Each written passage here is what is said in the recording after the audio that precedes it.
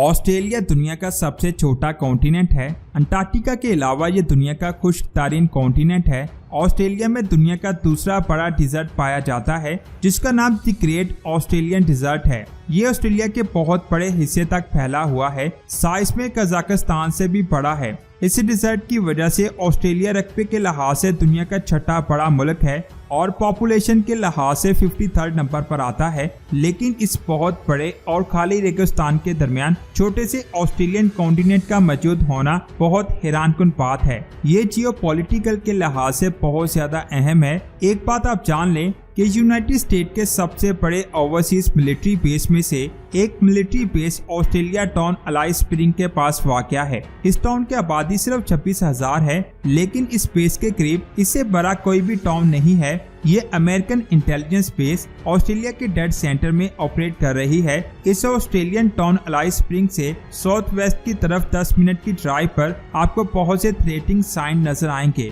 इस साइन से आगे पाइन कैप की top secret joint intelligence base है जिसे अमेरिकन और ऑस्ट्रेलियन गवर्नमेंट मिलकर ऑपरेट कर रही है। ये ऑस्ट्रेलियन आउटबैक के मिडल में अमेरिका का बहुत अहम ऑपरेशन है जिसका ऑफिशियल नेम प्रोजेक्ट रेनफॉल है। इस मिलिट्री बेस की लंबाई बहुत लंबी और पुरअसरार है। इसे जानने के लिए हमें सालों पीछे जाना होगा। 1960 में यूनाइटेड स्टेट और सोवियत यूनियन के दरमियान ग्लोबल कोल्ड वॉर बहुत शिद्दत अख्तियार कर गई थी। 1960 में दोनों नेशंस ने स्पेस में अपने अपने इंटेलिजेंस सैटेलाइट्स भेजना शुरू कर दिए। यहाँ अमेरिकन इंटेलिजेंस स्पाई सैटेलाइट जमीन की ईस्ट हेमिस्फीयर में ऑपरेट कर रही थी। ये सैटेलाइट कहीं पर भी इंस्टॉल की जा सकती थी, लेकिन ऑस्ट्रेलियन कॉन्टिनेंट की जियोग्राफी को बहुत से अहम फैक्टर की वजह से चूज किया गया, जिनमें से पहला फैक्टर इस कॉन्टिनेंट की आइसोलेशन है। ये बेस कॉन्टिनेंट में उस जगह बनाई गई यहाँ से करीबी बहरी हद 900 किलोमीटर दूर है और अगर दूसरे मुल्कों की स्पाई शिप इसके करीब से गुजरेगी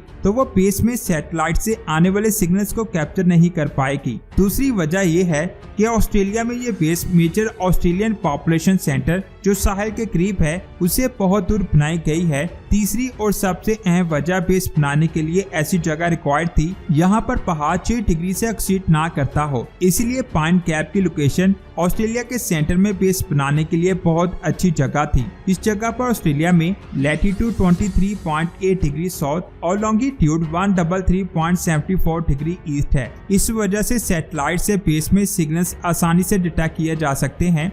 यहाँ से satellite China, north Korea, the great Indian सब कॉन्टिनेंट और सोवियत यूनियन को कवर कर रही है। आसान अल्फाज में यूएसए ने इंटेलिजेंस बेस सैटेलाइट को कंस्ट्रक्ट करने के लिए ये लोकेशन बहुत लॉजिकल चूज की थी। 1966 में अमेरिकन और ऑस्ट्रेलियन गवर्नमेंट ने मिलकर एक ट्रीटी साइन की जो यूएसए सैटेलाइट की ऑस्ट्रेलिया में क्रिएशन पर थी, जो वक्त के साथ साथ मॉडर्न पाइन कैप बन गई। यहाँ पर ऑपरेशन 1970 में स्टार्ट हुए। इसके अलावा यहाँ पर एक और बहुत बड़ा इंटेलिजेंस अलायंस काम कर रहा है जो 5 आइज के नाम से जाना जाता है। ये 5 मेजर इंग्लिश स्पीकिंग डेमोक्रेसीज के दरमियान इंटेलिजेंस अलायंस हैं। ये 5 democracies United states, United kingdom, Canada, Australia और न्यूजीलैंड हैं। ये इंटेलिजेंस अलायंस वर्ल्ड वार 2 के दौरान बनाया गया और कोल्ड वॉर के दौरान इसको एक्सपेंड किया गया। अलायंस का ये स्ट्रक्चर इस तरह बनाया गया है कि तमाम मेंबर स्टेट्स आसानी से कोऑपरेट करके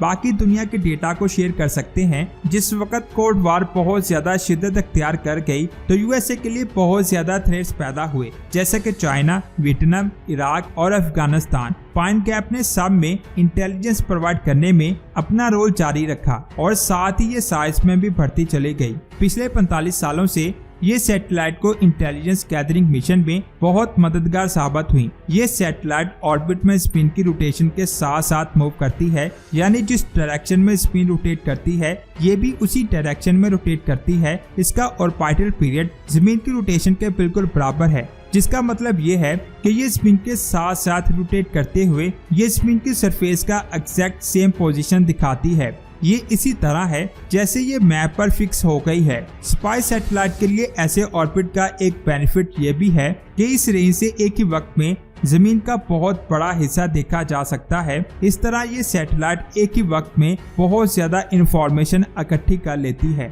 आज इस तरह की 3 स्पाई सैटेलाइट पाइन कैप से सेम लैटिट्यूड में ऑपरेट कर रही है। इनमें से ओराइन 5 वेस्ट इंडियन ओशन के ऊपर, ओराइन 7 इंडोनेशिया आइसलैंड पर और ओराइन 3 इंडोनेशिया आइसलैंड सुल्सली के ऊपर ऑपरेट कर रही है। जब ये सैटेलाइट डेटा को कलेक्ट कर लेती है तो उस इन्फॉर्मेशन को सिग्नल्स के जरिए पाइन कैप में भेजा जाता है और फिर पाइन कैप से डेटा 5 आइस मेंबर स्टेट्स की इंटेलिजेंस एजेंसी को भेज दिया जाता है। कंट्रोवर्शियल टाइम में स्पेस पर मौजूद सैटेलाइट से पाइन कैप में जो डेटा भेजा जाता है वो दुनिया की बाकी एजेंसीज के डेटा से बिल्कुल मुख्तलिफ है और इसके अलावा ये सब सैटेलाइट जो भी करती हैं वो टॉप सीक्रेट हैं। ये हम सब जानते हैं कि इन सैटेलाइट को स्पेस में लॉन्च और मेंटेन करने के बाद वहां से डेटा कलेक्ट करना बहुत ही मुश्किल काम है और हम सब ये जानने के लिए पुरजोश हैं कि ये सब आखिर होता कैसे है, ये सैटेलाइट कैसे लॉन्च की जाती हैं और ये कैसे वर्क करती हैं। अगर आप भी ये जानना चाहते हैं तो हमारे चैनल को सब्सक्राइब कर लें, क्योंकि हम ऐसे ही कमाल की वीडियोस इस चैनल एवरीथिंग पर लाते रहेंगे। आपको ये वीडियो कैसी लगी नीचे कमेंट्स करके जरूर बताएं। वीडियो अच्छी लगी तो लाइक करने के साथ साथ इसे आगे भी शेयर करें। मिलते हैं एक और अमेजिंग वीडियो में। अपना बहुत सारा ख्याल रखें। अल्लाह हाफिज।